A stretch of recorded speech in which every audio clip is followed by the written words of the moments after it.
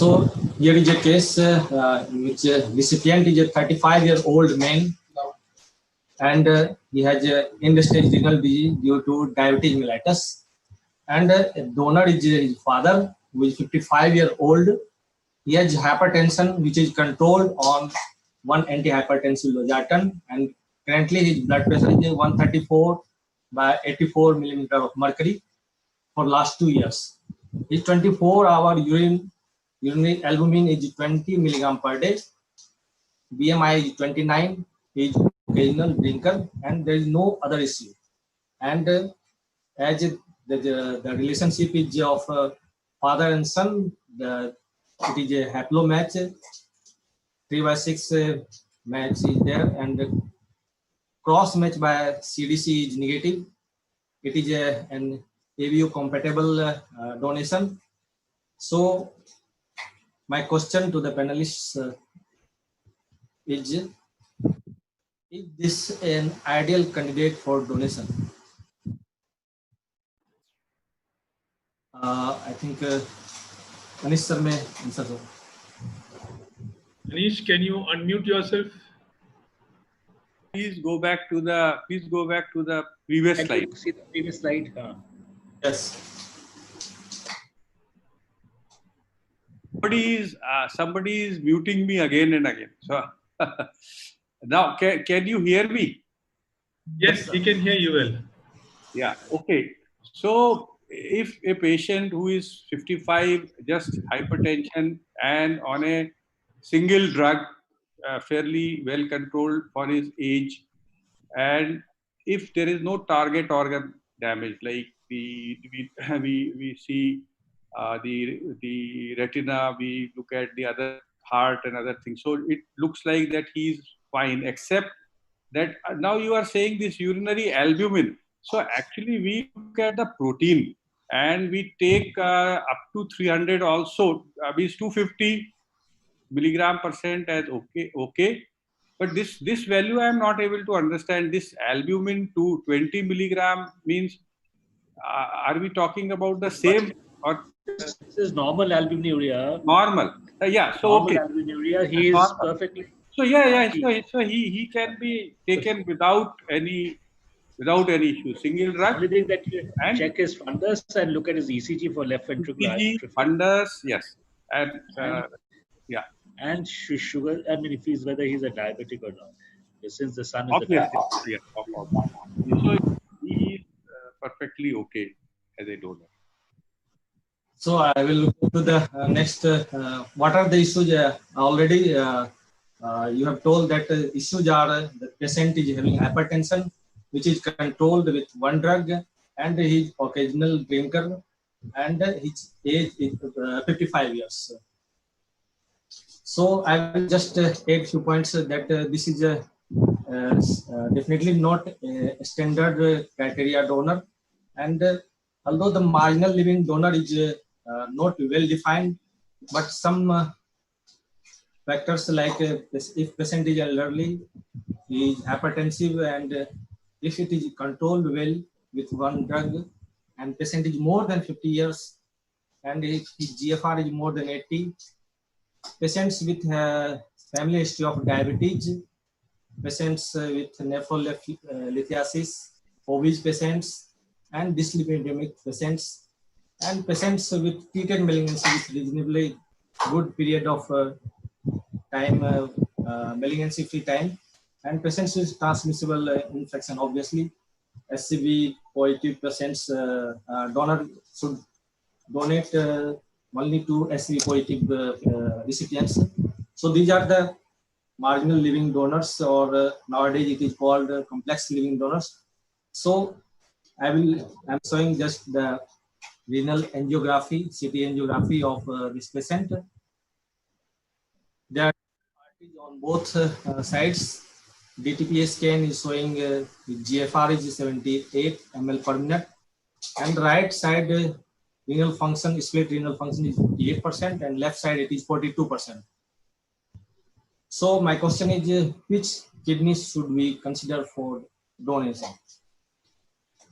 So in this case, actually, we take a difference of in terms of GFR per ml, we take a difference of more than 10 ml as a means something which is significant, and we will definitely in that case go only for the kidney with a lesser GFR. Now here you have written percentage, so 78 ml.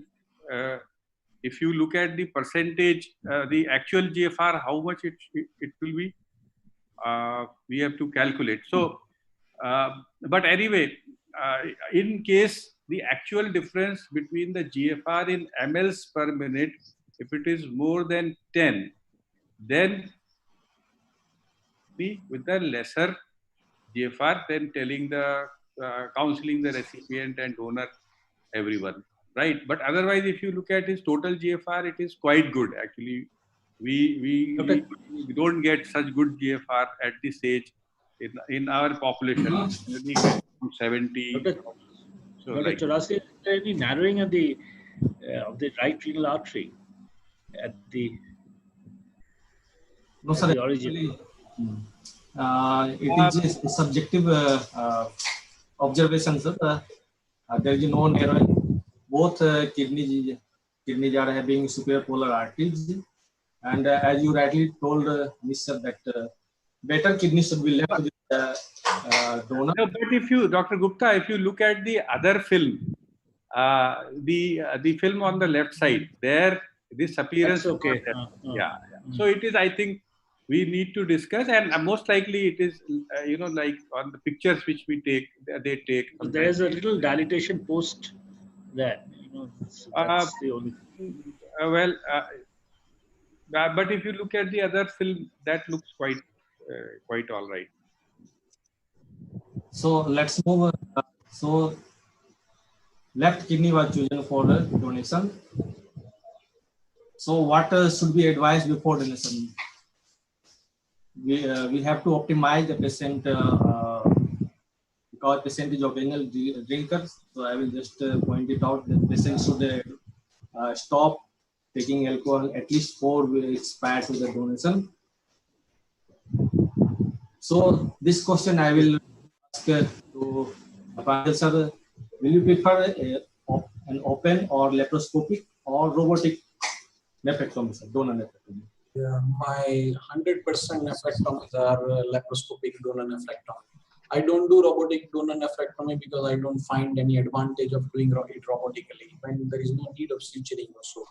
So whether the number of vessels is 1, 2, or 3, it doesn't matter whether you do laparoscopically or open operation. So it is a very straightforward answer, is laparoscopic donor nephrectomy. Okay, sir. So does the use of stapler or Hem-o-lok make any difference during donor nephrectomy? Yes, the standard of care in the Western world is the stapler, but in Indian scenario, we work on that thing. There are occasional cases where the Hem-o-lok clip has slipped off, that has been reported. However, we should not blame only the Hem-o-lok clip, but we should blame to some extent surgeon also. The margin of the artery, all arteries should be clear all around it. There should not be any tissue. There should be distinct, clear-cut clicking sign of locking of the Hem-o-lok clip. It should be applied very properly. Minimum 2 clips should be applied. It should not be too close to the aorta because there is a gentle curvature of when the renal artery arises from the aorta, it is quite wide and then after it becomes narrow. So initial 3 to 4 millimeter length of the renal artery should be left. So if you take care of all these things, Hem-o-lok clip is quite safe. And appropriate length of the arteries on the left side is also available. Right side, of course, you get a very long artery, but left side you may get a little shorter artery, which is sufficient to do the band surgery as well as for the transplantation. So in Indian scenario, we use extensively the Hem-o-lok clip for both artery and vein. In some cases where there is very early division of the artery, I use the stapler. On the right side, however, we use the stapler, endo-TS stapler for the control of the vein so that the endo-TS stapler can be applied on the inferior vena cava to take the cuff of the IVC. But otherwise, for artery, again, we apply the Hemlock clip, and we found quite safe. So Pranjal, what we do is we apply another clip, which is a titanium clip, in that 3 to 4 millimeter segment of the renal artery, which you very rightly suggested should be left alone. So that is basically to take care of the medico-legal issues. I am going to cover this subject extensively on, I think, the next Sunday. There is a USI thing, Right. complications. So I am going to take lab donor nephrectomy, because I'll tell the whole history right from 2000. Now it is already 9 o'clock. Otherwise, I would have explained everything between West, India, what are the issues. And so I think time is short. So cost is a major issue, and that is the reason why Hemlock clip. Yeah, cost is of course an issue, but when we say that, you know, a clip may slip and all that, then people get scared. So you very rightly said what are the precautions to be taken, and on the top of it, there is a lot of review of literature, even from West also, and they also, except in US, only few centers are doing Hemlock and a clip, but otherwise Europe and Asia and India, almost all of us, we do the largest series of lab donors. So, but that requires some explanation, which I'll do on the next Sunday. Yeah. I want to interrupt at this. There is a question from Ajay Oswar. Does that angiogram show evidence of renal artery stenosis? Yeah, already, sir, we have already discussed. Okay, fine. Okay, sir. So, coming quickly, is there any difference in dealing with the superior polar artery versus inferior polar artery? I think this has already been discussed in presentation. Yeah. In like, and does the size of accessory artery matters? Accessory artery, yeah, we have even done up to 1.2 millimeter, because the issue is inferior epigastric artery in males is robust, and if it is, and most of our recipients, as you know, are males, because, you know, spousal donation and other things, living donor program. So we get a good robust inferior epigastric artery. Generally, that is where we put a accessory artery. So if the accessory artery is large in size, no issues. I mean, more than 3 millimeter, 4 or 5, you can put both in external iliac, or there are various ways. Sometimes if they are equal, then you can make a pentalume. The issue arises when it's an inferior polar artery, which we all know that must be safe, and it is small in size.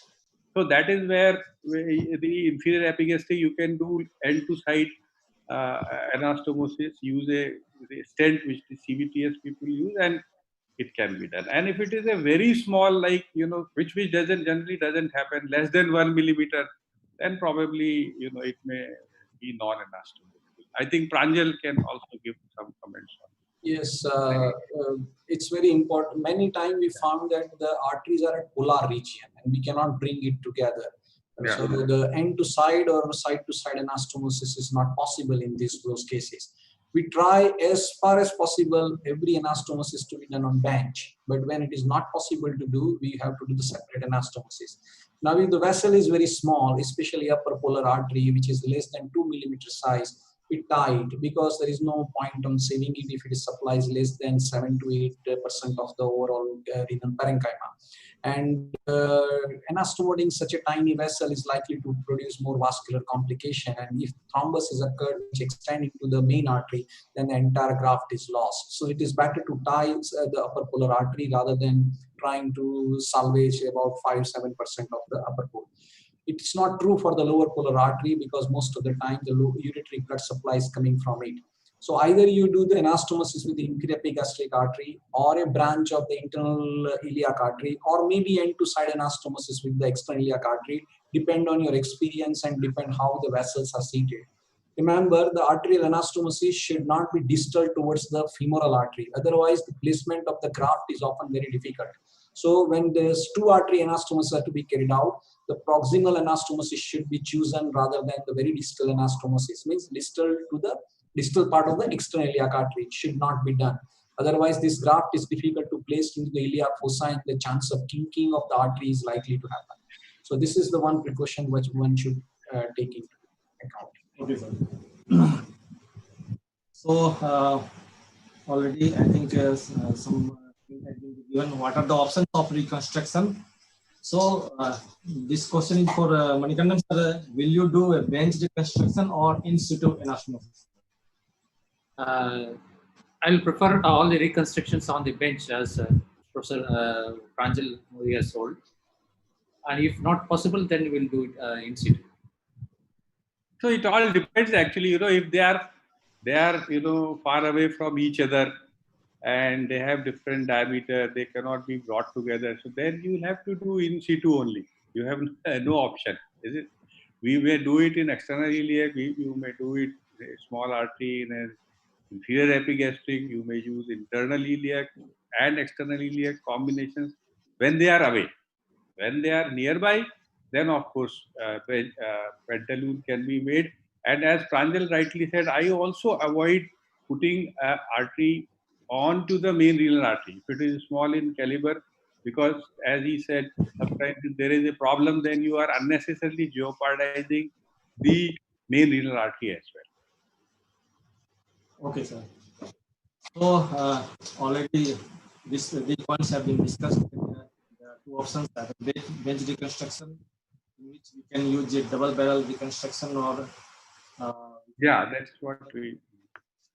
graft bridge, or in situ reconstruction can be done individually, and it can be either anastomosis to internal iliac or epigastric artery or common external iliac artery. So this is the post-operative picture. So if in certain cases where there are multiple arteries, we can do Cephalus. We can use Cephalus vein graft and anastomosis all these arteries, bench and patch is anastomosis to the.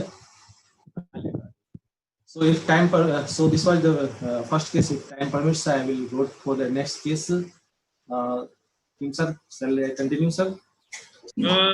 I think we are already late. It's 9. Yeah, it's more than 9:05 actually, 9:10. Yeah. So. Okay, sir. Then we will finish here only.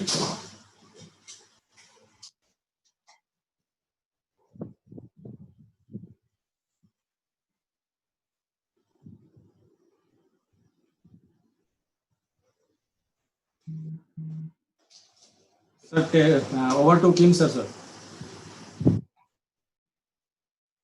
So, Dr. Kim, concluding remarks from you. Unmute yourself, sir. Unmute, sir. Unmute. No, I have unmuted. Am I audible? No. You are audible, sir. Not audible? Kim sir is not audible. Oh, Dr. Kim. Dr. Kim is. Kim sir is not. You are not unmuted. Okay, just can you hear me now? Yes. Yes. Okay. And for the last presentation, I'm